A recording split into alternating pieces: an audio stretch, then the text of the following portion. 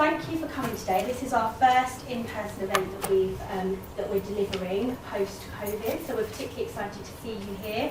We've got some charities that we've funded, we've got some of our council, we've got some fellows, so it's great to have you all in the room, and I'm hoping that, well, I've already seen that you've been having some great conversations already, and we're hoping that that will carry on throughout today. So for those of you who don't know, a lot of you will know this, I'm just going to give a very quick high-level blurb about sort of who we are, what we do, and why we've brought you all together today. So City and Guilds has been around for a very long time, and Michael at the back, I think, has been here since we founded, back in 1978. He is 140-something years old. Exactly. On the 11th, exactly, it's our birthday on Saturday.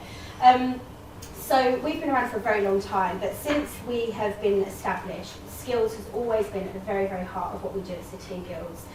Back in 2019, pre the C word, COVID, we created our foundation, which was purely to focus on the philanthropic stuff that we're doing as an organisation. So City and Guilds at its core is very much a charity, but the foundation is really, really focused on making sure that we're supporting those who really need help in society. So those people that face barriers, so refugees, individuals that have been in prison or at risk of going to prison, women in male-dominated sectors, you name it. You know, if an individual has or faces some type of barrier, we really want to get in and help them and make sure that they can be the best version of themselves, basically.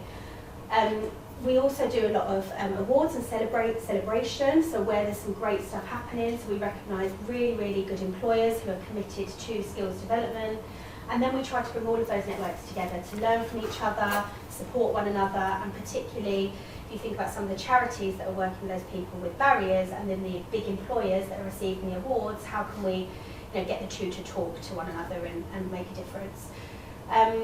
So we've done a lot. There's a lot of stuff that's happened. We've funded a lot of programs, but alongside creating the foundation, making sure that we were measuring the difference we make has been really, really important to us, and that's where this sort of topic comes in. So we've been on a journey, and we have created a framework. We've made sure that all the programs that we're funding are laddered back into that framework so that we can really say, what difference is this making? It's not enough to say we've supported this many people. We need to be able to say what difference that's made, what have they gone on to do. And I don't want to sort of steal the thunder of our expert panel or what Charlotte's going to talk about, but actually there's a business benefit to being able to do that, and that's why we've got you all here today. You know, if you can talk about the difference that you're able to make, I promise you, you will go on to get more funding or get more buy-in from your senior leaders or your exec teams, whatever it might be. There's a real benefit for your business, for you as an individual, and for all of us if we can all sort of collectively go on to make a difference. I'm just going to touch very, very quickly on our recent impact report that we launched back in October, which feels like actually years ago, but actually last month, wasn't it? So that's crazy. And as part of our commitment, we annually report on our impact and the difference we're making. And we were particularly pleased when we were doing our report back in October to start to really drill down to some big numbers, some big impact numbers. And that has been with the very helpful expert support of Charlotte, who you'll hear from in a minute. But this has been able to unlock loads for us, you know. So if we can say that our qualifications at City and Guilds, for example, they are adding back over £11 billion to society, because people who do our qualifications and courses are in employment. They are not drawing down, you know, they don't need to draw down the benefits. They don't need housing. They're not using, you know, they're not going to prison. They are in employment, they're sustaining employment, and they're earning more money as a result of our qualifications.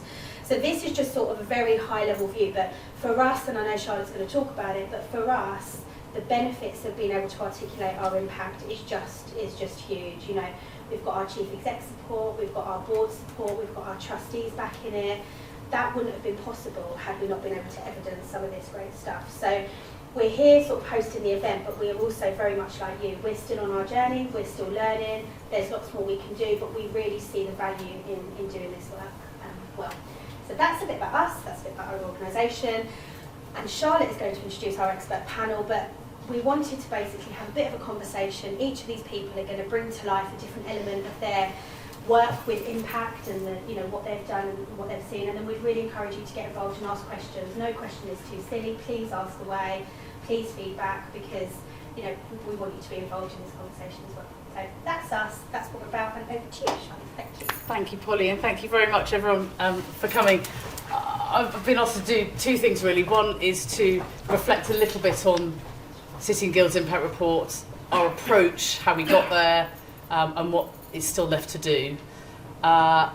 Talk a little bit about some of the principles and approaches that we take to impact measurement, but most importantly, to then also facilitate this discussion with the panel, as Polly mentioned.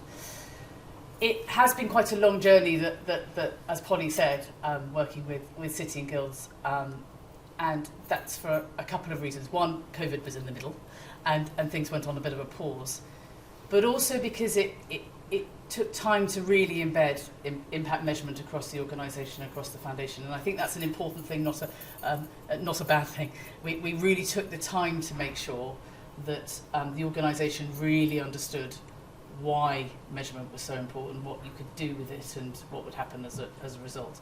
And I think that often starts with I'm often asked where to start on impact measurement, and I go back to the Simon Sinek TED Talk, if any of you remember that, start with the why. And far too often in this world we start with the what commitments have we made, what interventions are we going to be doing, what activities, what funding, what charities are we all going to work with. And actually, if you start with the why and really have a think about what success looks like, then I think you end up with a much more robust approach to impact measurement, because you're measuring what you want to see as a result. And how we did that with City and Guilds was to really sit back and think about the purpose of the organisation. Since it's, you talked about it's founding its birthday on Saturday. Since it's started, its purpose has been to help people, organisations and economies to develop their skills for growth. So that gave us a very clear framework to work with. So what does that really mean? What are the outcomes that we want to see? What does success look like for learners, for people? What does success look like for organisations? And what does that look like for wider society? So really honing those down and spending time with stakeholders internally, externally, developing what those outcomes meant. How we were going to measure them were really important. So for people, for example, we soon got to the fact that yes, reach is important, and that's what had been reported, but much more importantly, what are skills then enabled people to do differently? And progression became the key thing for us. And one of the stats we've got up there, 72% of learners with City and Guilds were progressed into further educational work 12 months later. So that's from some longitudinal education outcomes data, but also that we were able to see there's a gap between City and Guilds learners and the rest of the market. So that then enables us to ask why. That's a great stat to prove, but I would always say we've got to use impact measurement to improve too. So we can break that down by different sectors, we can break that down by different regions. It enables the organisation to think about how they position and how they work with learning providers to make sure that skills provide a step along the way and progression into employment, further on employment too. And for organisations, really thinking about how learning providers, how employers, how charities through the foundation are supported as a result of funding and working with City and Guilds. So to what extent are they able to extend their reach, to what extent are they able to leverage more funding, to what extent are they able to help more people develop their skills for growth. So starting with the why I think has been very helpful. It's also been useful to really embed that across the organisation. We set up an impact delivery group within City and Guilds to make sure we had representation from all across the organisation, from all of the different businesses, so they could apply impact measurement across their business and really come back. So behind all the big numbers, there's lots of businesses and organisations really thinking through the so what for them. So I think framing it is a really important thing to enable us to embed it, and it also means when a report is produced like this, people know what to do with it. It's not just this is a nice to have. People understand and I think we're going to talk a little bit about that as well, but that it's got to be relevant to people's jobs, and at every point in this process we've really thought about what's the relevancy to the organisations that we're working with, what's the relevancy to learners, and what's the relevancy to people within City and Guilds. So I think that's absolutely important, and therefore it's also used for City and Guilds as a charity, but it also supplies to central and local government as a skills provider. So with the change of Social Value Act 2021, 10% of the criteria used to decide on suppliers is now based on social value criteria.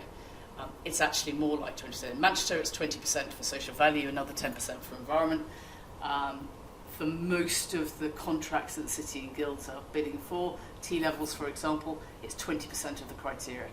So being able to use the impact measurement process to really illustrate and support the language around the social value creation that City and Guilds enables is really valuable, and translating that into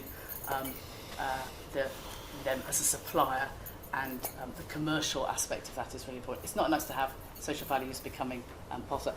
We purposely used the word footprint for today, and that was partly around moving away from some of the language. We get stuck, I think, in this world about ESG versus social impact versus social value, and frankly I'm kind of trying to cut through it a little bit by really thinking about the footprint, the social footprint that organisations leave. And if we talk about that language, then I think you start with the why a little bit faster, because you start thinking about the legacy the organisation has and how you're able to do that. There's some big figures up there as well in terms of social return on investment, and I think that was another strategy we had right from the beginning for the foundation work, was to really make sure that we were able to report on the social return on investment from working with organisations like Andy and like St Giles that we're going to hear from. In order to do that, and again underneath the big numbers, in order to do that you have to put a value across each of the different outcomes that you see. So for learners, how has skills developed their confidence in the future? Self-efficacy. We know self-efficacy, for example, is the ability to thrive rather than survive. That's how CIPD describe it. That has a very clear difference to people as they're entering into employment and progressing. So we can put a value on that. So can we about getting into employment and, crucially, sustained employment.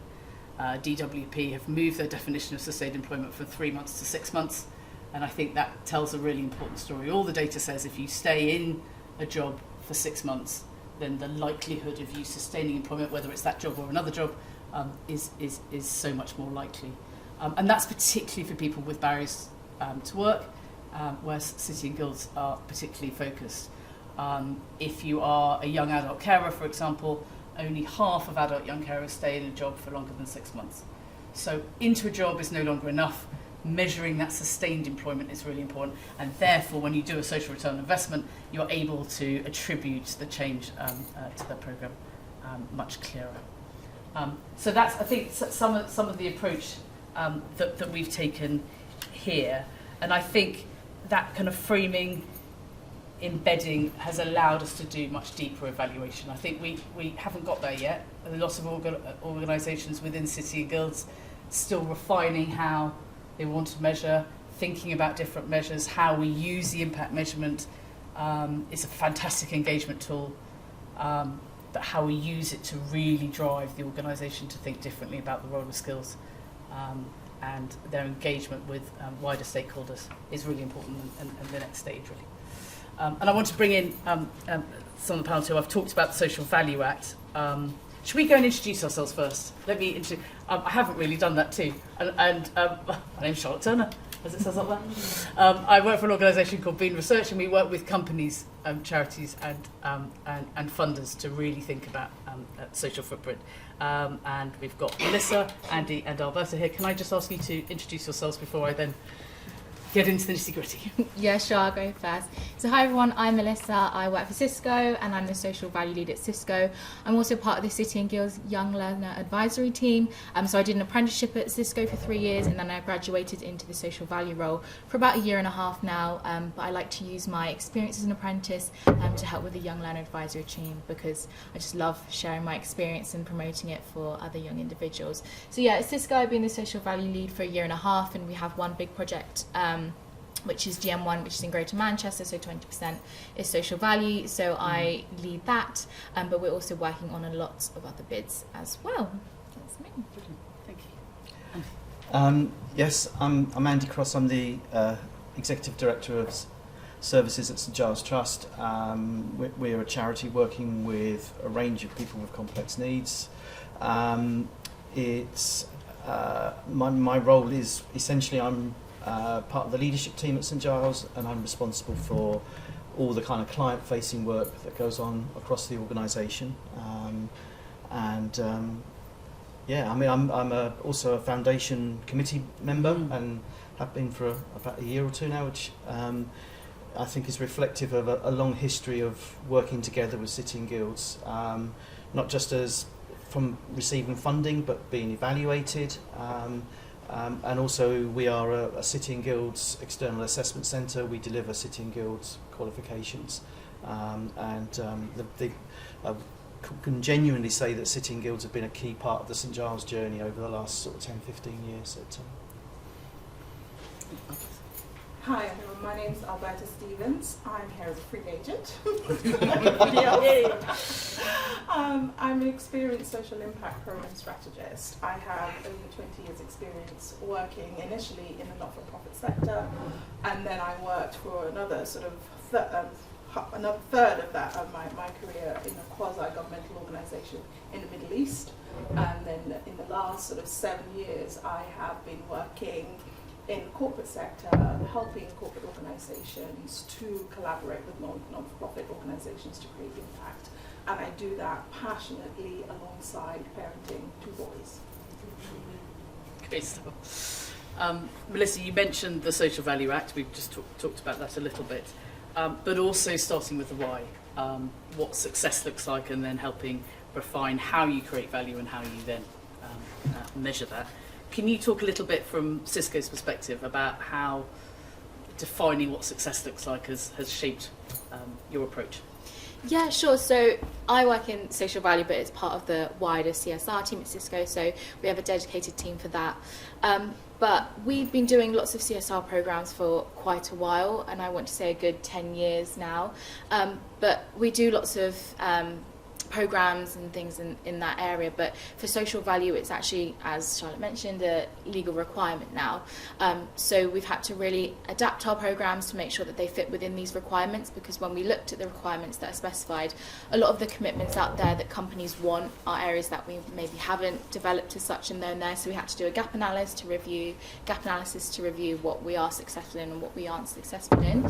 And reviewing everything that we've done so far, we are actually quite successful in it. So we host work experience 3 times a year, and these are for students aged 16 to 18, and 1 time in the year it's for those who identify as female and non-binary, and the other times in the year it's non-specified. So we run that very well, but we had to really develop programs for those who are at risk at NEET, because that's something that is quite relevant in today's age, and definitely in City and Guilds they really highlight that. And success for us is really trying to create those programs, but also reviewing what we are already good at. But also something key that my manager said is how, if we had to scrap all those programs today, what would we make them look like now? Like, how would we do it differently? Because we're so used to doing them for 10 years that we're just used to doing it that way. So we look at numbers each year. We have a team meeting annually to go through our programs and the numbers. And like Charlotte said, it's not just about, you know, the quantitative data, like looking at the percentage of participation rates, the amount of students that we have that work with us, the schools that we work with directly. It's also about the meaning behind them. Why are we working with them? Are they successful in what they want from us? You know, looking at the footprint. Yes, we've worked with those schools to develop pathways programs where we go in and host sessions with them and give students soft skills which are really transferable to when they start to grow into their later years of education. But what is the benefit of it? So we like to talk to them, and each year everything kind of grows in size. So we take on more work experience students. We work with more schools. We try to span it across our offices. So Cisco, our main office is in Felton, but we have offices in London, but our other main one is in Manchester, and we have one in Glasgow as well. So really it's just snowballing the effect of what we've done, because we always think we can do something bigger and greater over time. So You must have seen very clearly some of the changes that you talk about and those people that you've brought into work experience, have you seen any kind of track through from, do they any appear at Cisco? Yes, it's actually really nice because I was someone who did work experience at Cisco, so I was in my final year, and I talk about this on the Young Learner Advisory team. I kind of was in that position where I didn't know what I wanted to do. I looked at university and I was like, I didn't really want to pay the fees, I'm not going to lie. And then I did work experience at Cisco because I did IT, and my teacher got an email, and then they were like, come join us for a week, not knowing that they did apprenticeships. And when I found out you could get a degree, you could get paid and work experience and a qualification at the end of it, I was like, this is everything that I wanted bundled into one. Like, how could I not turn this down? So I applied, and I got in, thankfully, and I spent time in Cisco. So how the degree apprenticeship works is you rotate into different teams, so you get a business understanding of every area because it's so big. And overall I found that I liked a lot of teams, but I didn't love them. And then I tried the CSR team and I just loved it. And I think it's because I'm a big empath. So when I see students now who come through the work experience and they're like, oh, I've loved the taste of this week that I've had. And then they apply to the apprenticeship that we let them know about it. And they join. It really warms my heart, and it must have warmed my manager because I came through it and I even joined the CSR team from the apprenticeship. So seeing people come through like that really warms my heart, and it also shows just the process of things that happen. It did take a while for some students to come in initially at the beginning, my manager said, but slowly a lot more are coming through either our work experience programs or the pathways workshops we run with specific schools. And recently we did have done T-level placements as well, so we do a 6-week industrial placement, and one of our T-level students who I mentored, she actually applied for the apprenticeship program and she joined today. So it's really a lovely story over time to see how the programs that we have create value in that way as well. Yeah, absolutely. And from a impact measurement point of view, it just shows, as much as I am a data geek, it really shows that you do need numbers and stories. You need, it brings to life fantastically the journey that people can go on through these different interventions, but also the importance of being able to kind of capture that as a collective and being able to tell the story. Yeah, exactly. So from a Social Value Act point of view and the procurement element of this, how do you then translate what you do into the bids? You talked a little bit about the mapping that you've done to map against the government definitions, which there's 5 definitions for those who don't know from a social value perspective, one of which is about COVID recovery, but also includes environmental and climate change elements too, which I think is where a lot of people get confused about kind of social value, and it includes incorporates environment and climate change as well. But a lot of it is about reducing inequalities and economic progression into work. So how have you, what other, you've expanded this programme, what else have you done after the mapping process to develop your programme? Yeah, after the mapping process, a lot of it was because our main project is in Greater Manchester, so when the COVID hit, it was really, everyone was working from home and not really going into the office, so we've really encouraged them. So this GM1 project is really encouraging everyone in Manchester to come together, so we have commitments around volunteering, so it's bringing everyone back into the office together, doing volunteering activities for small charities in Greater Manchester or larger ones. I mentioned doing things for those who are at risk at NEAT, equipment donations as well. We do a lot of that at Cisco. So Cisco does a lot of routing and switching. So we're kind of like, we work directly with businesses, so the likes of Microsoft, Virgin Media, Vodafone, we supply with that. So we realised we could also use some of our equipment to help authorities as well. So we heavily discount equipment through Charity Digital Exchange, so it's a site up and running, and charities can apply for that even outside of Greater Manchester as well.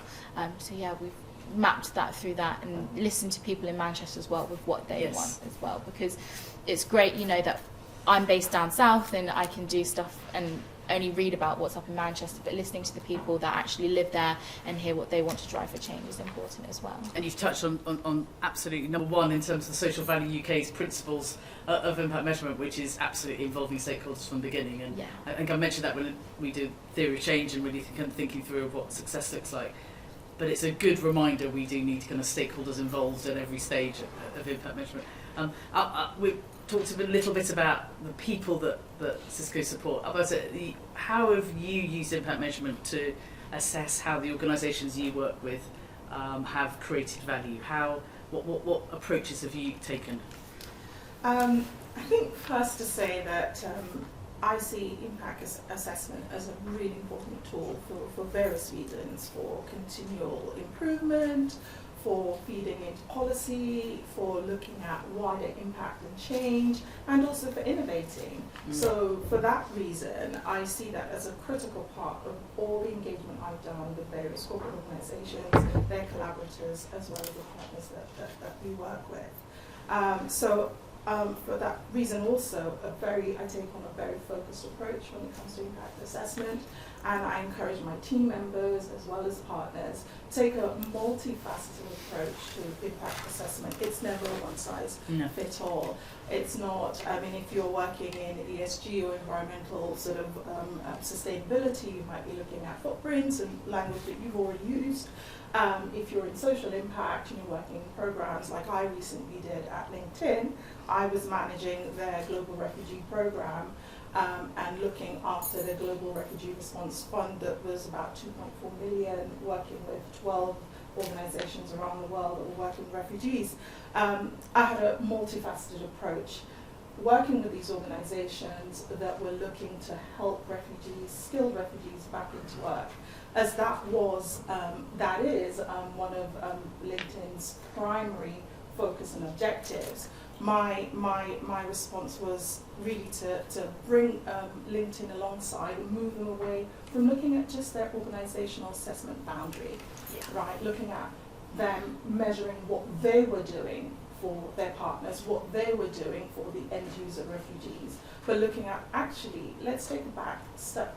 You're doing yourself a disservice if you fail to realize what the partners are bringing to the table. And also, that's because I've worked in the not-for-profit sector, and I think not-for-profit organizations, with all due respect, take impact assessment or monitoring evaluation, as we called it back then, very seriously. And so my first thing was really just to stop and look at our theory of change right from the beginning in terms of setting up the strategy. Was to start from the premise of, okay, away from our coaching, those of you who've worked with LinkedIn know that one of the signature programs, social impact programs that LinkedIn does very well is their coaching and networking. And this is what they measure, because this is that's within their ambit of control. And I understand that, and I respect that. And also the premium subs that they give out millions of premium subs to professionals facing barriers. But I thought that we weren't really measuring the impact of the funding that we were giving out to partners who were doing extremely good work. And so we missed out on measuring, people, the refugees that were getting into work, not just those that were being trained and coached. We missed out on people who were accessing training through Microsoft and things like that. So one of the first things I did was really just to re-strategize our goals or our response generally, to look at the various ways in which we were contributing to our partners or collaborating with our partners. That included our platform capacity or capabilities, our funding, our coaching, our network of partners that we also gave access to as well, and our advocacy capacity as well. So that was the first thing I did, really just re-engineer that. So we were then able to measure all of these things and ask our partners to report back on this. The second thing I did was is to introduce in our partner selection in the grant application process. I made sure that I educated our partners on what LinkedIn's priorities were, and so that we selected partners that were well aligned with LinkedIn's priorities and their social impact goals. And I also asked the partners, I'm a stickler for log frame, I know it's old fashioned and it has its limitations, but again, going back to the point I think Charlotte made at the beginning, is about asking your why. If you understand why you're doing things and you can align your inputs, outputs, outcomes, and all of these things to go back to evaluate that at the end. And with all that being said, it then became easier over time for LinkedIn to see how it was doubling the number of refugees. In the space of 6 months, we could measure through our partners that the number of refugees that we were impacting had doubled from 6,000 to 12,000 through our partners. And we had lost that before because we were just measuring what we were doing as an organisation. And also, I mean, just the results, looking at the other elements, the metrics, which I'll talk about in a minute, that metrics that came through. And again, just being able to look at where the challenges were, working with our partners, coming alongside them through the process, because we're able to ask them, what challenges are you facing? How could we help you with this? We saw that there was a wider talent pool within the organisation beyond coaching that were able to come alongside and support our partners as well. So a bigger remit of support was then ushered, just because we asked the right questions, we brought our partners in our impact assessment right from the beginning. That's a really good illustration, isn't it, of by taking that step back and really looking from an impact measurement point of view, you can then identify gaps. And it goes back to that people, organisation and wider society. I'm always going back to organisation and say, that's great, you want to understand the difference between people, but by understanding the organisational support and impact, you can really identify how you can better support them, and that's very clear. You also mentioned that you then, that helped you lead on to what different metrics that you would measure. How did you get to that? Right, I mean, I think one of the things I recognised also is that we were looking at a lot of data, good at measuring. I mean, it's LinkedIn. There's a lot of data there. Is our thing, right? And we're, I keep saying I'm no longer with LinkedIn, but the organisation is really good at measuring data and really good at analysing it as well. And so we had good data on the numbers, we had good data on how many people were using the platform, whether some of them got jobs or didn't. Fantastic. But again, data isn't enough. It doesn't tell the whole story. And when you're dealing with people with disadvantages like refugees, it just limited what we saw of their capacity and the difference that even the organisation itself is making. So I sort of shifted that a bit so that we included both quantitative and qualitative data.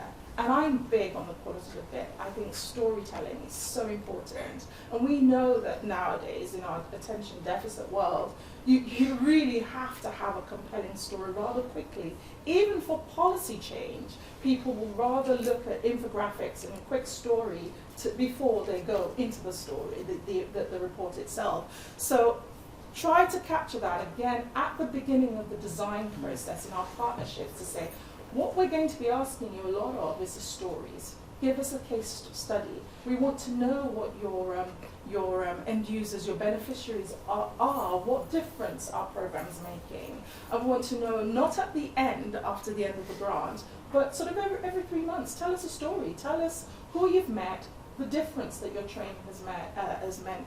Make sure you're capturing data to look at the attrition rate of your trainings, because we want to know if we're offering you millions of training opportunities and no one's using it because they can't, have someone to look after their children, to go in and sort of put 8 hours on a digital literacy course. Well, that's of no use. So we want to know these stories. So again, I mean, stories are memorable. People are able to remember the story, remember the face.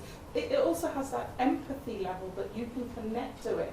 And we sort of step aside. I remember a story that came out at the beginning of the Global World Refugee Day campaign that we did for a month. And one of the first stories that I saw actually was about a Nigerian lady who moved here and this story came through one of our partners, Breaking Barriers. It really took me unawares, because I sometimes forget why I got into this. Is because I came from a war-torn background as well. My parents were refugees in the UK in the early 90s from Sierra Leone. I wasn't in Sierra Leone at the time I was here, but that story sort of framed why I went into international development, not-for-profit world. And when I read that woman's story, it just really ripped something in my heart. So I saw my mother. I saw my mother's story. I saw how she moved here, having had a really established career in Sierra Leone in the 90s, and had to start all over again, had to be trained, had to sort of start digital literacy skills. I mean, now she's a successful nurse of 15 years and doing amazing work, real badass, but she had to go through that journey, and partly because I was here to support her. But her story really gave me the passion to go and work for a refugee organisation straight out of university, when most of my colleagues were going into corporate work and making crazy money. I was sitting in a dingy little crypt, church crypt, working with a charity, because it meant so much to me, because I wanted to make a difference to the people that I saw that were invisible to a lot of the people that I engage with on a day-to-day basis. So stories are really important. I want to encourage you that if you are working with corporate organisations, sometimes they miss this. I mean, they're focused on their own thing and what they're doing, and they do that well. But I think it's really important to be bold and to come in and bring that to the table, to say there are things that, you know, not-for-profit organisations do very well, and that is measuring, and that you understand your beneficiaries, and you need to tell their stories. And stories do bring about change. They do bring about impact. Stop talking. No, it's a fantastic, really powerful reminder of the power of stories. And I think that's absolutely crucial in this. I think we need to make sure that there is a robust approach, as we've all said, to how we measure impact. But if we lose the stories, we lose the point. And I think that's very powerful. But you also said in there too about the application process too, and making sure you're really clear with organisations what you're trying to achieve. And I think that's incredibly helpful for organisations. I'm sure, Eddie, you'll have a perspective on that too. But I think running alongside the organisations of saying what you're really clear about what you're trying to do, and then helping them to measure the difference that they make. And I think there's some great examples here of City and Guilds Foundation doing that too, of identifying charities you want to work with, but saying, hang on, let me help you with this bit on capacity build or the impact measurement or whatever it might be, to working with the organisation to make sure that together you create the best footprint you can have. I think people who work in social impact in the corporate sector need to understand there has to be some form of capacity building. Yes. And that was one of the things I was passionate about, not just in terms of impact assessment, but in the way that we work right across with our partners. Fantastic to see. Thank you. And we've talked a lot about kind of using it to not only prove, which I think is where a lot of charities started in this space, but I know St Giles has done a lot of work to kind of move and really learn from the impact assessment to how you improve your services, how you create an even stronger footprint. Can you talk us through, Andy, a little bit of, got some good slides. Sorry. I did the slides just because actually I thought it was important to provide some context. Great. Good. First slide. Sorry, it's not as prepared as it sounds, I promise. That's good. I don't have a script, so I'm relying on this to some degree. So the context is, because actually measuring social impact was absolutely critical to the way in which St Giles has grown and developed. And so the slide there, what it's really basically saying is, A, the charity is old, was 60 odd years old now. And when I joined back in 2003, which is a long time ago, we were a day centre for the homeless in Camberwell, and we worked in, I think, a prison in Wandsworth, I think it was. And we made, shortly after, as a leadership team, we made a decision to close the day centre down because we didn't feel it was the answer to resolving homelessness. It wasn't working. It was perpetuating homelessness.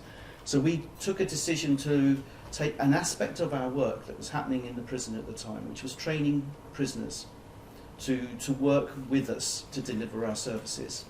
And we made that the central focus of our work going forwards. So we moved more towards the criminal justice system and stopped working directly with homeless people. It was a massive move.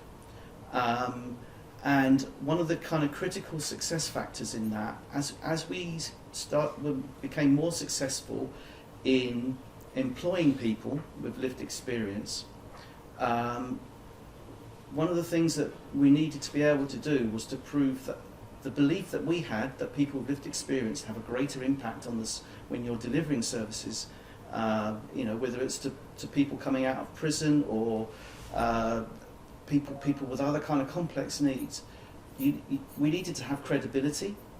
So actually, we were really lucky in getting a prestigious external evaluator on board who looked at the time we were delivering some Meet at the Gates work, and they evaluated that work. It was an amazing impact that was demonstrated. I think it was like a 1 in 10 social return on investment, and it was demonstrating that actually there was a massive difference in terms of reoffending, and that was the launch pad for us as an organisation, and it helped us to kind of grow. So we went, you know, today we're in the region of around a £20 million turnover charity. We were, when I joined, I think we were like, if we were lucky, maybe £1 to £2 million turnover, and that's important because what it's done is we are working across. If you go to the, we deliver a range of services, so we are applying our lived experience approach in different contexts, and what we've been able to do is get external evaluations across most of those pieces of work. We've been evaluated for our work with people leaving prison. We've been evaluated for our work with training people in prison. We've been evaluated for our work in helping other people generally with complex needs to get jobs. So we've been able to demonstrate throughout the last sort of 20 years, if you like, that aspects of our work, when you employ lived experience, basically it works, whether on a qualitative basis or on a quantitative basis. But as you grow, that creates a challenge in itself, because it comes back to the so what question. How do we know what St Giles, how is St Giles making a difference? And what our staff are asking is it comes back to the why. Why are we collecting this evidence? Are you just employing us because we have lived experience? And it's a reasonable question, because actually, you know, the evaluations that we've had do demonstrate that our staff with lived experience have huge amounts of empathy, they have credibility with our clients, they're authentic, they have a greater ability in many ways to engage with clients who wouldn't normally engage with mainstream services will engage with St Giles. So as an example, you know, our work with young people has grown incredibly over the last 10 years, to the point now where half the clients we engage with are under the age of 18. That creates its own challenges, which is a presentation for another day. But you know, it means that we have been able to develop a reputation backed up by evaluations that where people are at risk, actually our staff then get called in to mitigate that risk. We are the safeguarding intervention that is being carried out. And that's really important, because when you look at the histories of some of our staff, under normal circumstances people would raise eyebrows. But because we've got those evaluations that show actually this works, it helps, it gives us that credibility, not just between the staff and the clients, but for us as an organisation. It has given us credibility over the years. It's allowed us to build on that and grow. So I've put that slide up because just to kind of, I'm not going to go through it in any great detail, apart from the fact that, to point out that over 60% of our staff have some form of adverse lived experience that our clients will experience themselves. 40% of our staff have a criminal conviction. So it just kind of try and give you a scale of how we're delivering our services across the UK. We employ nearly 500 people now, so that gives you a sense of just how many people have convictions and have lived experience. Again, creates other challenges that I'm not going to go into today. But the so what question is really, really interesting, because what our staff were telling us is that the client's journeys are not linear. It's a client journey is a series of ups and downs, back 2 steps forwards, 1 step backwards all the time. So actually the big outcomes when they finally arrive, they're massive achievements. But actually, lots of things happened along the way, and it comes back to the stories. And actually, what our staff was saying is how do we recognise those small achievements? So we introduced this, and we introduced this just before COVID, interestingly. So small victories was just a way for staff to record and the little things that had happened each month that they were really they and their clients thought actually were a big deal. So as an example, a young person who's disengaged from school, not going in, schools can't get him back in again, he's on the edge of criminal activity, and we persuade him to log on to his school portal and do some homework. In the scheme of things, not a massive, but in that client's journey, it's a huge deal.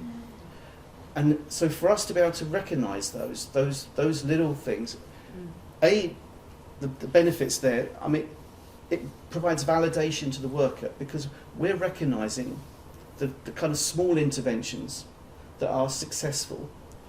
It allows us to demonstrate evidence that that worker is building trust and confidence with the client.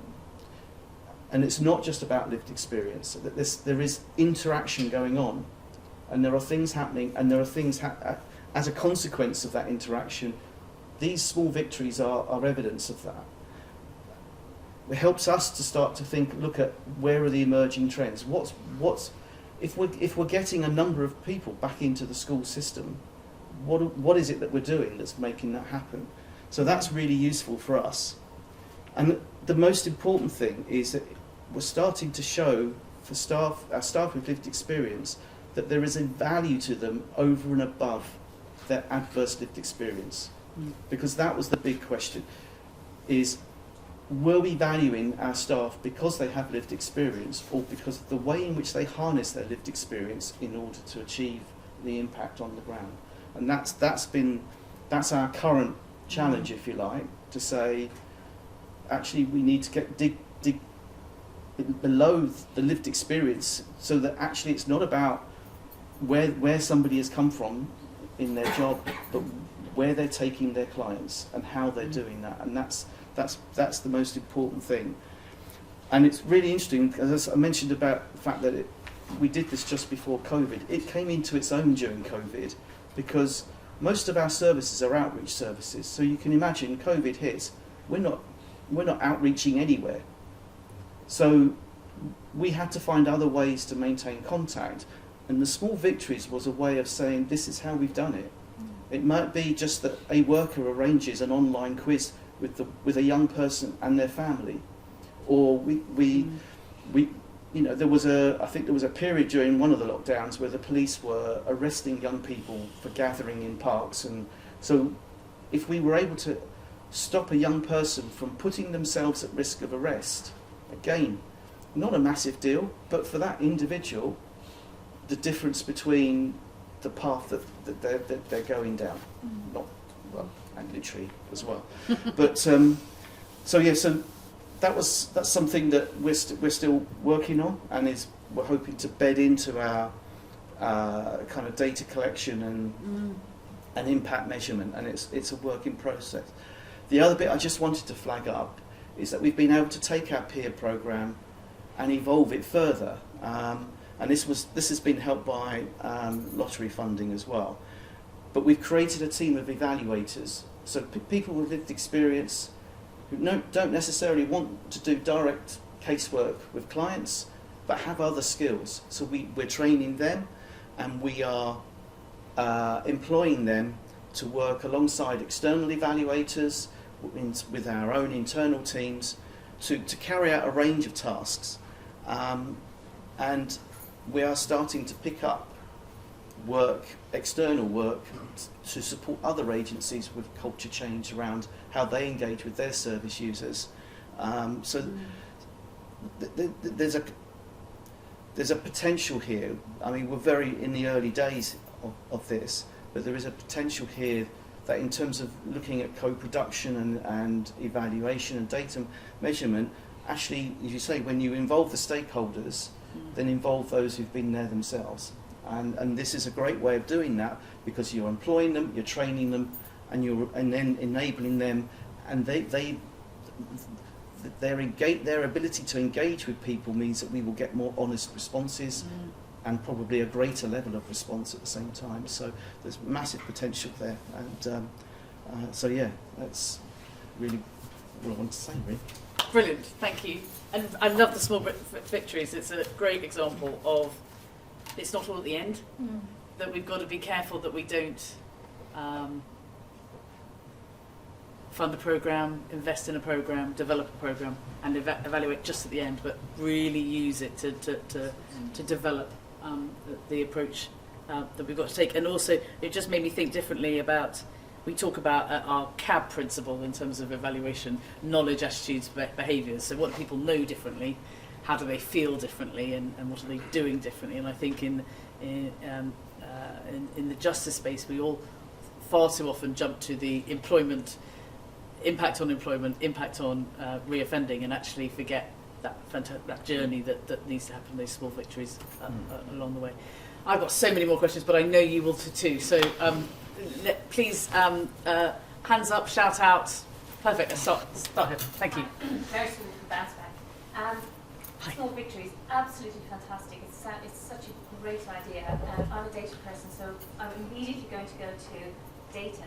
So when you have a worker and a client working together, and they know that story and they feel it, and it's wonderful, how do you then get it shared? So when you're talking about the challenges around data collection, that for me is the biggest thing. Is how do you extract that excellent piece of good work, and where do you store it, and how do you track it? And people have enough to do without going onto a database and another spreadsheet and logging it when it's making them feel good. Then you take away that feel good when they have to report it. How are you working through that process of encouraging them to feed it into some kind of data collation portal that then can impact the wider organisation? Yeah, I mean, it's clumsily, I would say, at the moment. Okay. It's definitely a work in progress. So the way that it's both numerical and qualitative. So there is an issue there about how you link the two, and I could talk about CRMs, but again, another whole world. Yeah. What we introduced when we introduced Small Victories was we started to ask caseworkers to produce a monthly summary of what they were doing. And again, interestingly, we did this just before COVID.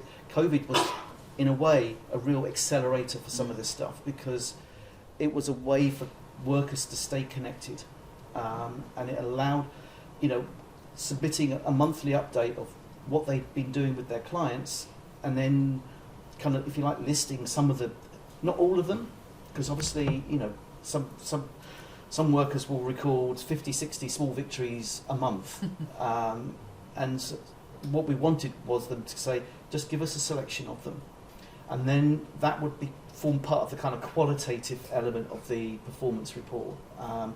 Interestingly, when we submitted these reports to the trustees absolutely loved them, because what it does is it gives you a little insight into the world of the work that our workers are doing, without necessarily providing detailed case studies and the like. They're great and they have their place, but this was just a little snapshot of things going on, and they found that really useful, because it brings to life some of the numbers, if you like.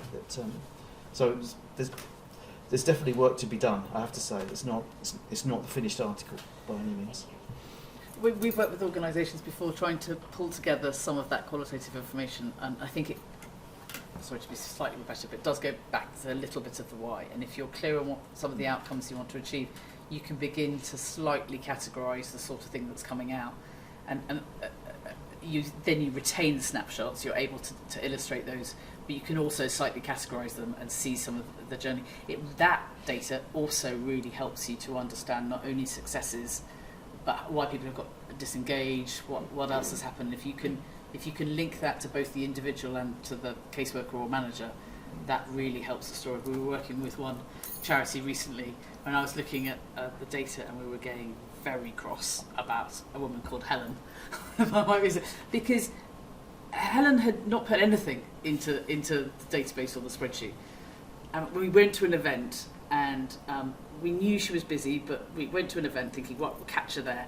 And on stage, all the clients were talking about how the caseworkers have really helped them to progress through the programme, to stay in work, all the challenges they've had, that non-linear journey that people go on. And every single one of them mentioned Helen. Helen was so busy delivering a fantastic bespoke offer to her clients that she really wasn't filling in how we wanted to fill it in. And that was a brilliant eye-opener, because it was like, it's not working. You can design the best impact measurement in the world, but it's not working for her. So we spent time with her to work out how we could capture it, and what we ended up was a little bit of that categorisation of here are the different outcomes that we're interested in. There are 5 outcomes that charity had identified they wanted to really understand the journey. So we began to categorise some of those, and then just created a very easy system for to be able to capture some of them. But there are a few other. Sorry, I think you, one of the classes you've had that. Oh, you're both classes. Sorry, I'm speaking as another. But yes, go for it. Oh, thank you. My name's Andy Townend, and I work with AfriKids, and we support our locally led team in the north of Ghana to keep children healthy safe in school, and we run a series of interventions in health, education, and child protection. And what I'm really interested in is your views on how you measure impact in an environment where you're not the only actor. So we do all sorts of things, but we work with health services, we work with the school authorities, we work with local communities. And we believe we have a good story, but where we are really, I wouldn't say struggling, but interested in is how do we prove the impact that we have had, as opposed to the impact that there clearly is in the community that others have contributed to. So your views on that would be really interesting. Very good question. Alberta, can I ask you to start that one off? And no, I was just trying to translate that to my role, recent role working with refugees. I think I would say that was the same situation. The refugees' journey, you know, there's so many different players that are involved, you know, from trying, you know, someone flees their home to getting situated into work.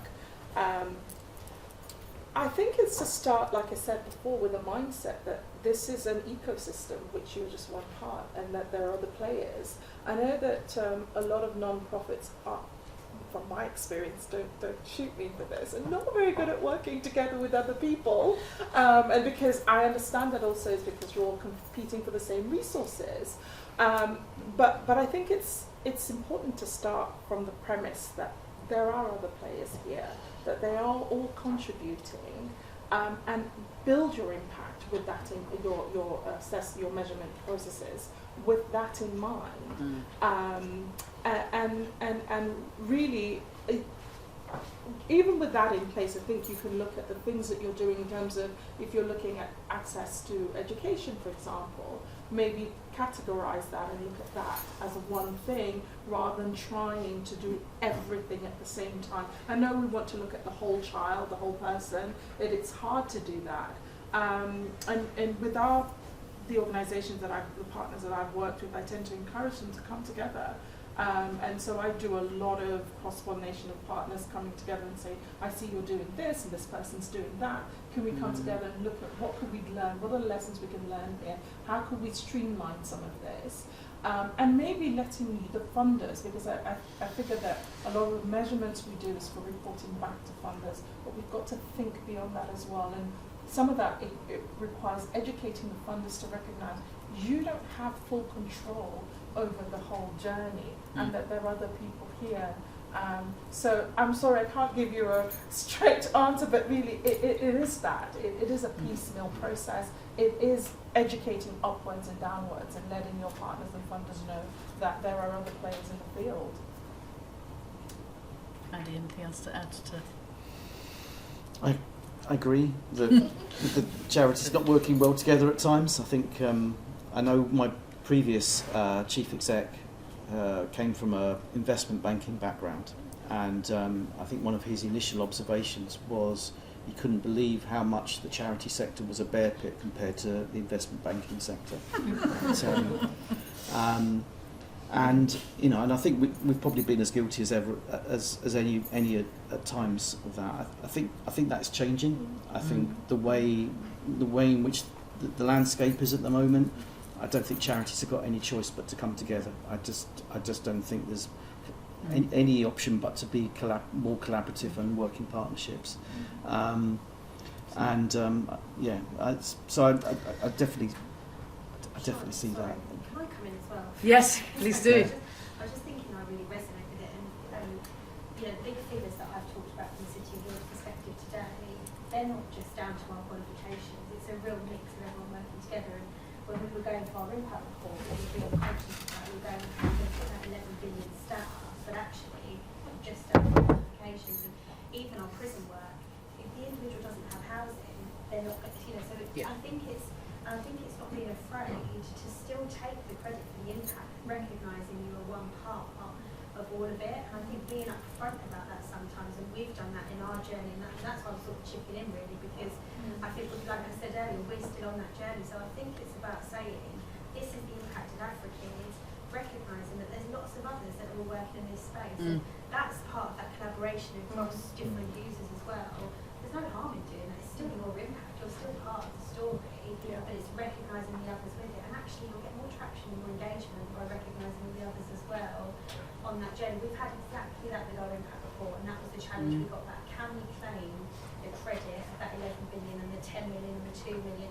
Yes, we can, because without us, that statistic would, you know, still wouldn't be there. So I think owning it, from my experience anyway, up front, don't be worried that there's lots of other players in it, because it's about all of you together, you know, to strive and to make a difference, basically.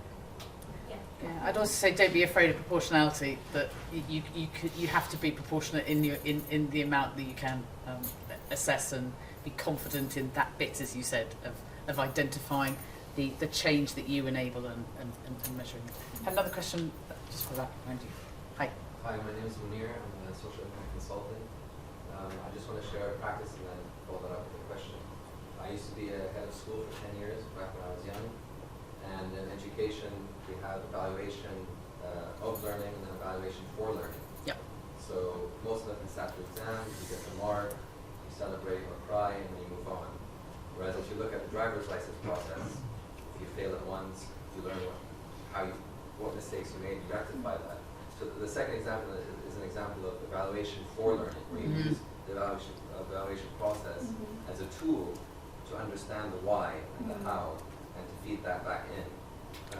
So that's a distinction that I make working with clients now, is are we just impacting, or are we just evaluating of impact? We just want to show the success and put it all out there, in which case it's hard to engage staff to put in the data. It's a very dry, output-driven process. But then if we're doing impact evaluation for impact, it becomes more interesting. You have more into the intrinsic motivation of staff, but also it's a more exciting, meaningful journey. So the question is, what is the challenges you face in your respective programs or organization in making impact evaluation part and parcel of the organizational culture, not just a afterthought to these funders or other stakeholders? Very good question, embedding, and I'm also going to come to Polly on that one, who's got an interesting journey. Who'd like to start? That's a good question. So I think about our programs at Cisco, and so we have 10 days a year to go out and do volunteering on what we want to do, and we call that time to give. And we don't track that. We have a code of business conduct per year, which each employee takes out, so that they have to know that they're doing that time for a good cause, so they can go volunteer at a school if they wanted to go speak about IT, or you could go work with any faith-based organisation, any charity. It's really open spectrum on what you want to do. We trust our employees, and I think that's the main thing that we do. We trust them to know that they're out doing something good. We can suggest places that they can go and volunteer to. We give them, for example, you know, the Poppy Factory, we can organise something there for them, or we can put them in touch with charity shops that need help with window displays and that sort of thing. But a lot of it boils down to trust. We just ask them to book a day off on work day as their time to give, and then apart from that they go out and do their volunteering. Most of the time people come back and say they've had a great time doing X, Y and Z, and they love the impact that they've had doing this. But for us, mostly it just boils down to trust with them, knowing that they're doing something good. And our culture at Cisco is very open. People are open to talk about their experience that they had at the volunteering day. And I find a lot of the time when people come back from volunteering at something, they're like, I had such an amazing day, I want to go out and invite my colleagues in my team to do it with me next time. So we just have a very conscious, open and trusting culture at Cisco to allow people to just have that day off and know that they're doing something for good. That relevancy is really important, isn't it? Because otherwise, as you say, it can become very dry. The data on its own doesn't tell the story. Yeah. And if you can't relate to what the data's telling you, then it doesn't fit. Embedding. What's your experience? I'd like to check in a bit. I think when I brought in impact assessment as part of my sort of global strategy at LinkedIn, there was a lot of hesitation. Oh my God, this is too much work. Nobody has time for this. Both the partners who I think, because of a corporate organisation, sort of feel they don't have enough money, they don't have enough capacity. Let's not burden them. In fact, let's just, just send us what you can. It'll be fine. But I felt for me it was an ethical issue, that it was really important to evaluate what you were doing, to be responsible for the resources, account for the resources that you have, to impact how effective, to reflect on how effective it was, and also for future strategies, like you said, evaluation for learning.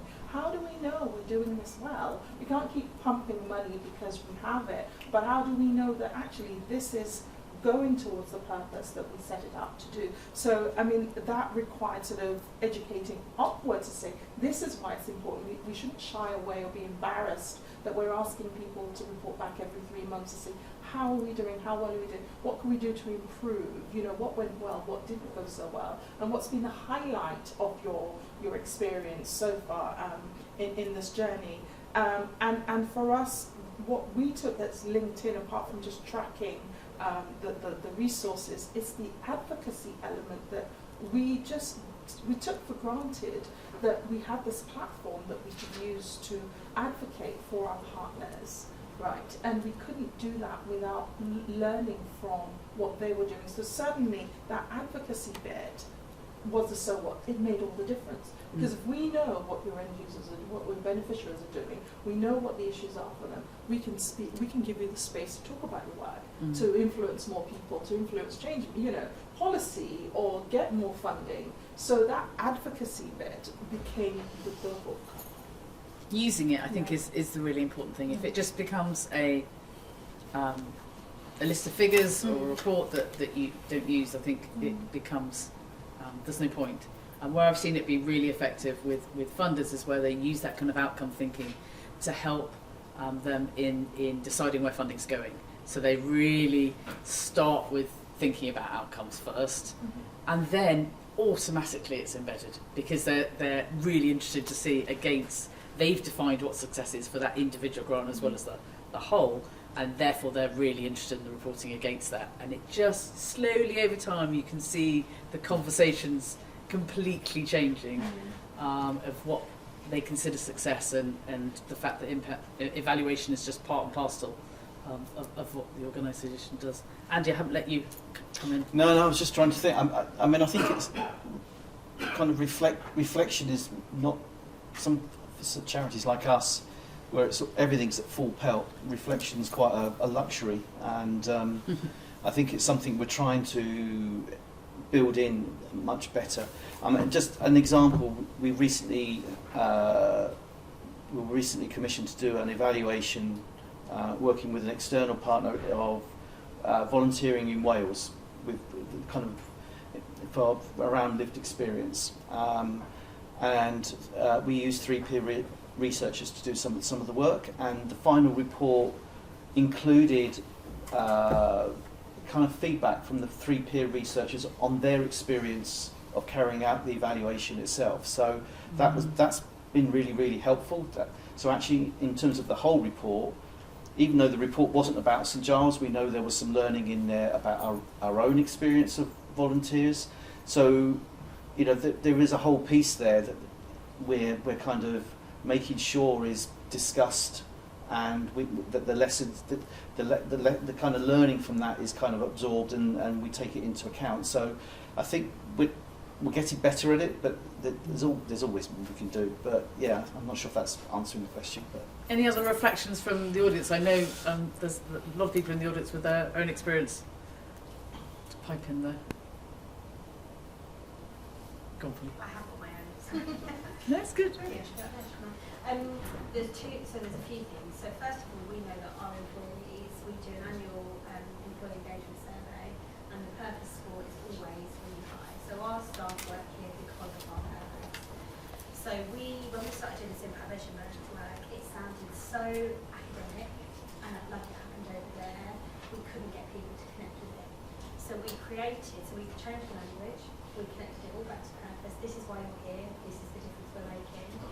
We created a first learning module, which was all about what is social impact and why we're measuring it. And then we've subsequently created an additional module, which is about how we're measuring it, you know, how you can get involved, how you can give us your data, back to Mary's point, how we can get those stories from you. And I'm obviously very proud of it, but it's, you know, it's not just my success, but over 85% of our staff, and we're, you know, 1,400 employees, so a lot of employees have done that course, they've taken that course, they've sat down, they've committed to the learning, and they've learned about it. And I really think that's because we have brought them on the journey, we've connected everything we're doing about impact back to them. So I often put in the bottom of, you know, we're writing an article, I often say we couldn't do this work without you, it's you making the money in the organisation so we can reinvest it back. So then I think that sort of pulls them straight in. It's really not over-engineered comms or anything, it's really basic, but sometimes you forget to do it, don't you? You forget to tell your employees this is why we're doing it. Just as a little reminder, this is the difference we're making, and we couldn't do it without all of the stuff that you do. So we often say that, and we always bring it back to our purpose line. So if you go away now and you read some of our comms, you'll think, God, she's using the same line always on purpose. What is the difference we're making to people in, you know, organisations and society? And it's often how we end an article, a press release, a website story, whatever it is, we talk about it being, you know, thanks to you, we're able to go on and make more difference to more people.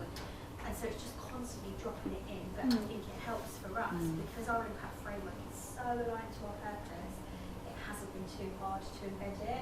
So if you are struggling, or if an organisation is struggling to land it, I would suggest go back and look at measuring the right things that are aligned to that purpose you're talking about, because it should be, in theory, a no-brainer to get people on side. If they're attached to your purpose, they'll be attached to their impact work because the two talk. So that's how we've approached it, and I mean, it has not been easy. It's been a journey, but we are definitely, I would say, quite good internally at doing that impact stuff now, because we've been bringing them on the journey with us.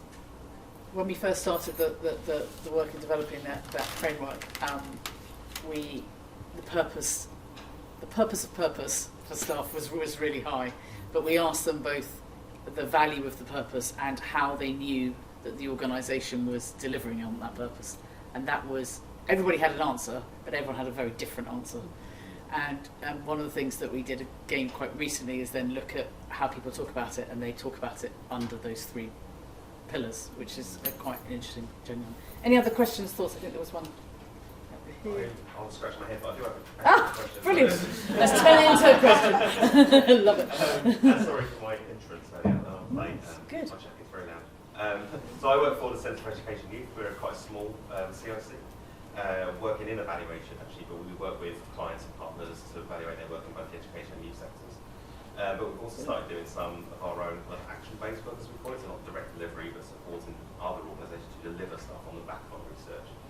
We recently got social funding, so you know we're quite small. We've got a team of 12, soon to be 13, and the social investment business, who are given the social finance, have kind of challenged us to try and come up with an impact report of our own.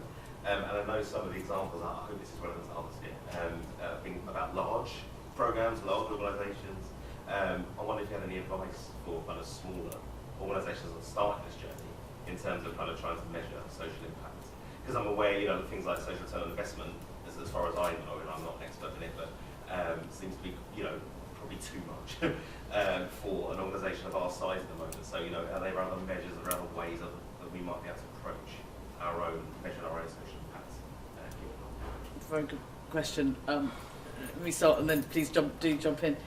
I think we've mentioned a couple of things about proportionality. I think I would start small, and if you do start with the why, you'll still get to the 3 or 5. I mean, always say 3 or 5. I don't know why it's always 3 or 5, but outcomes, to be really clear on those, whether you are a multi-million pound organisation or much smaller organisation, just really thinking about what are those key outcomes you're trying to achieve. And then the question comes in, how do you measure it? And really spending a bit of time with how you measure it. Far too often we have organisations saying we're measuring all of these things, but we can't actually really tell the story. If you start with the what does success really look, what are you trying to do as an organisation, and how would you evaluate that, then I think that would be my top tip. I think for SRI, it's one of those things which seem like a dark art, and actually it's the same things. If you get the metrics right, then you'll really be able to put a financial proxy against it and be able to. But some programmes are better for that than others, and skills-based programmes, particularly into education and into employment, are the perfect ones for SRI, as are kind of evidence of reducing reoffending, because they are such huge savings to stay. But the process of identifying the outcome, then the metric, and then whether you can put a value on it, I think is still useful, whether you're small or large. I don't know about whether you guys have had any experience of that working with smaller organisations. Well, I agree with what you said. It's always important to be proportionate to what you're doing. You could only measure what you've done, and speak to what applies to your work, and just be confident about that, rather than trying to sort of spread your net out too wide. And if you're trying to create new innovation, new ways of thinking, being able to capture that in different ways, that might just be qualitative to begin with, and that's okay. We work with a foundation that funds new, interesting approaches to care provision, and it's a long time coming before you see any outcomes from the research. But what they're capturing now is some of the collaborations that are happening, the new partnerships that are happening as a result, so you can begin to see some change happen. Look further down the line, they'll be able to see what has happened as a result of the research. But I think sometimes it's just all a bit too scary, and you've just got to start. City Guilds, this isn't their first impact report. They did one 3 years ago. Started small, and this one is moved on quite significantly. Any other questions? Hi. Hello everyone. I'm Stephen Brooks from the Amos Bursary, and fortunately we've had opportunities to engage with most of the people on the panel in one guise or another. But Andy, you spoke about the importance and the benefit of external impact assessment. Could you give advice, recommendations for how to commission such a piece of work? Because from a charity point of view, it's not the cheapest thing. So you do want something that is effective. Yes, I mean the first one we did, which was with Frontier Economics, I mean, I'll be quite honest, was done through because our CEO knew someone who knew someone effectively, and we were. I mean, it was essentially we were able to commission them on the easiest way to describe it would be mates rates. I'm not going to lie. It's but it was such an influential, because they as an evaluator, that, you know, their credibility was sky high, and to have that level of evaluation on our services, as I say, it was a real game changer for us. We have had evaluations since then. And some of it's about relationships. You know, I mean, with City and Guilds, for instance, they funded some of our work, and an evaluation was kind of part of that, and that helped. So, you know, quite often now when work is commissioned by funders, that they'll either provide an evaluation as part of that programme, or they'll expect you to, if you like, to apportion some part of the budget towards one. So it kind of varies. I appreciate. I mean, I get what you're saying, because it does cost money for an external evaluation. To get a really, really good one, it costs a hell of a lot, and actually sometimes you can spend a lot and still not get much, which is really, and we've had experience of that. I've had some real frustration of spending 50, 60k on an evaluation, and I'm looking at it thinking, well, we could have done that. You know, it's just like, really. But most of the time they're worth doing. But it's more about, for me now, it's more about what we do internally, because that's the everyday. And as you know, as a leader of a charity, I need to understand what's going on the ground, and kind of being able to measure that impact internally becomes much more important. So it's finding ways in which we can do that. So I'm not sure how well that answers it, but it's not straightforward. I agree that. As an external evaluator, I think I was probably a bit too blunt there. No, it's really important, and I think we get commissioned in two different ways, and I think it's really interesting. The success of the project is possibly a bit dependent on that. Sometimes we get a brief, it's just gone out to a lot of different agencies, and there's been no conversation around it. Sometimes we just start with the conversation, and I think I would encourage you to just start quite wide and have the conversation and see who's picking up on what you're saying, see who's been in that sector, really understand what you're trying to achieve. The end result should always be, in my view, is external evaluation should, there's a verification point and a rigor point, but most of the work we do is about capacity building within the organisation. We don't want to keep working in the nicest possible way with organisations for a long time. We want to build them up to be able to build up the teams to be able to do that, particularly in the charity sector, to be able to leave them stronger with a very clear impact strategy, a very clear approach, and the ability to manage that on a day-to-day basis. I think the other key thing I would say is there's a difference between routine evaluation, routine data, and deep dive evaluation. So the framing and the getting it right and really understanding the outcomes, I'd say, is the routine data. That you can get an external evaluator in to help you achieve that, but in the end of the day, that'll be an internal. Your aim perhaps might be to make sure that's an internal process to really measure. But then there's the deep dive, and sometimes you need it for different reasons. You need it for funding, you need it for awareness, and that's it can be a bit more specific, can be more qualitative, can really bring to life some of the different interventions you're doing. And if you look at it in a slightly different way between the routine evaluation and the kind of deep dive on a particular aspect, and it might be, back to the Africans question, it might be how different actors are working together to create change for individuals.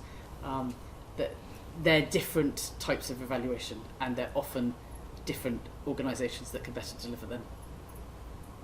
Perhaps any other contributions to that, or any other questions? Okay, my last question then to the panel, and possibly throw this out also to the audience. A Monday morning tip. So we've had lots of questions. When you're looking at social value, social impact measurement, what's the one tip or suggestion you would do from a practical point of view for this audience that you could take back, they can take back to their organisations? Should have warned you about this question, sorry. I think for us, it's been mentioned a lot today, and it's just qualitative and quantitative data. Like, you have these two different contrasting bits of data, but to understand both of them, to understand the story, it will give you a reason behind the number, and the number will churn out a story itself. So just understand both pieces of data, and we've said it a lot today, but just why. I think it's always linking back to why for us. Thank you. Andy. I don't disagree, actually. I do think the why, because I think the biggest challenge that we've had is, and it becomes a bigger challenge with the more staff that we have, and the bigger variety of services that they're delivering. It is the why, and it's why do I need to do this? So actually being able to, if you bring your staff on board, the quality of the data and the information that you collect will be much, much better. And so for me, that's always been one of the kind of drivers is how are we getting staff on board with this? Thank you. And to add to that, I think in your looking at your why, try and move away from it just being about funding Yes.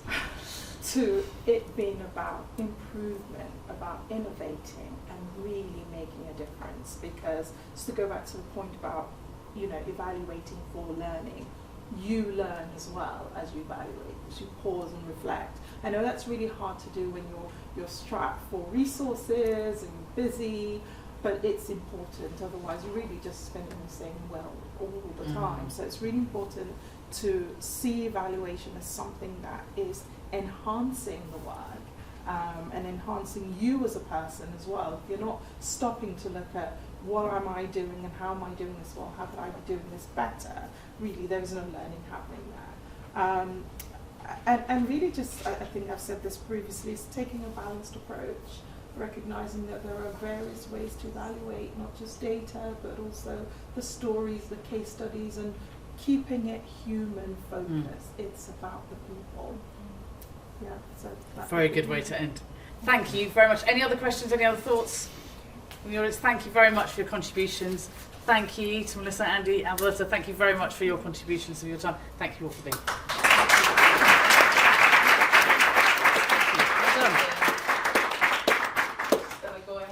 Over here and say a big hello and a big thank you to each and every single one of you for joining us today.